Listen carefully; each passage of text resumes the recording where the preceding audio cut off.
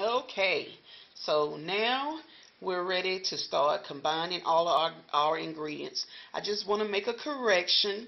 Instead of using the whole small onion, I used a half of an onion because I my onion up pretty fine, as you can see. So if you dice it up pretty fine, you can just use a half an onion. So I love onions. I would have used a whole one, but my husband doesn't love onions, so I used a half.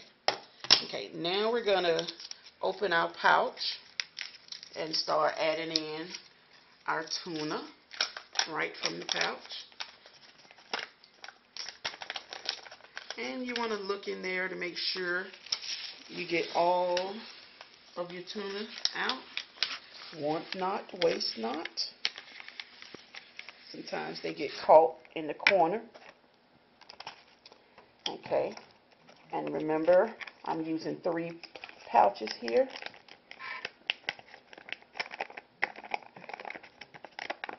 And you just keep adding.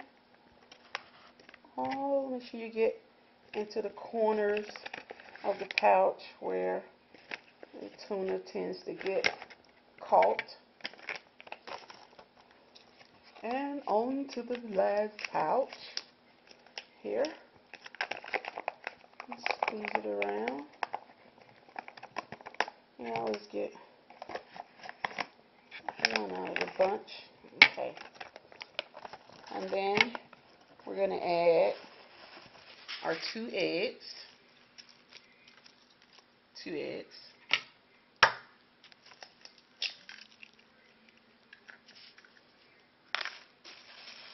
That's 1 and 2. Hold the shells. Okay. And then we're going to add, now what I do, I don't generally do any measurements because I've been cooking long enough to where I just can eyeball it.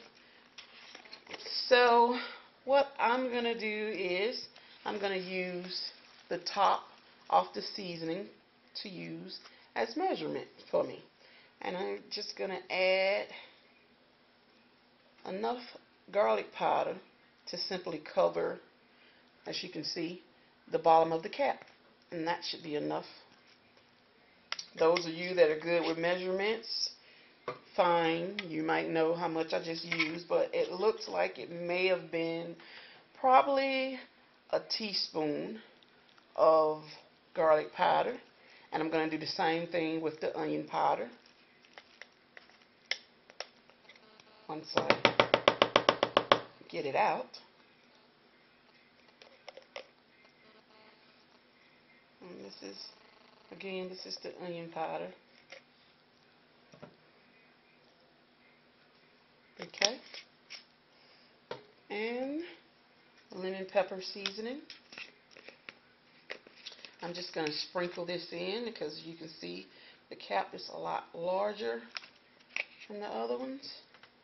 I'm going to use another, probably, if we can get it out of here, a teaspoon of lemon pepper seasoning. About a teaspoon. We're going to give this a nice toss before we add in our breadcrumbs, just to kind of work the egg into the mixture and the seasoning into the tuna. And work it in pretty good, because once you add your breadcrumbs to this mixture, you don't want to overwork it. There's nothing worse than a tuna patty that's had some work done to it. Oh, that's been overworked. Okay, so we want to combine this up really, really well. Now, when I was a little girl, when my mom made her salmon cakes, my mom's a southern girl, and I don't know if anybody's out there who's familiar with this technique, but she used to add mustard to her salmon patties, and it was wonderful. I've never seen anyone else do that, but that's what she did. Okay, so a little story there. Okay, so we've worked that in really good. Now we're going to add 1/3 of a cup of plain breadcrumbs. And like I said, if you want to use the Italian breadcrumbs, you can. Italian breadcrumbs would go wonderful with salmon or tuna. I'm using tuna here. And we're going to combine it. If you notice that your tuna cakes are not forming and you may need to add a little more breadcrumbs, you can do that. You know, when you're cooking, you know, use your own judgment, you know, because sometimes the measurement can be off, especially when you're cooking with me, because I don't measure, so sometimes I do have to adjust things. Okay, so I'm using a fork, but you can work your ingredients with your hand if you like. Now what I'm going to do now is I'm going to see if I can form a patty using my hand, which are clean. Okay, because I want to know if it'll take form. And that's how you'll know if you used enough breadcrumbs.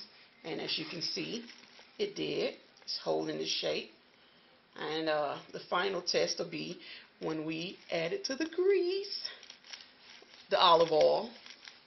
Okay, so on the next video, that's what we'll be doing. We'll be frying up our tuna cakes. See you then.